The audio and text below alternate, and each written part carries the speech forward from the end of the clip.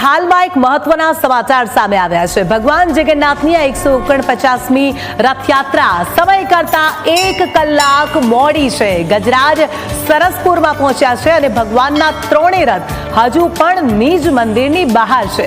દર વર્ષે લગભગ 10:30 થી 11 સુધીમાં એએમસી પહોંચતા રથ महंत दिलीपदासजी અને ટ્રસ્ટી મહેન્દ્ર જાની સરસપુર સુધીની પદયાત્રા।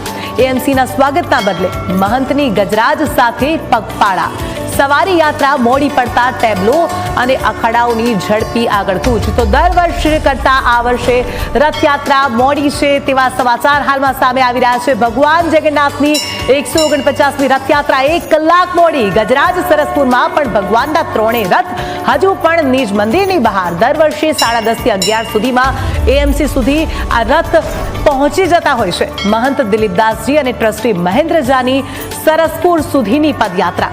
એએમસીના સ્વાગતના બદલે મહંતની ગજરાજ સાથે પગપાળા સવારી સામે આવી રહી છે।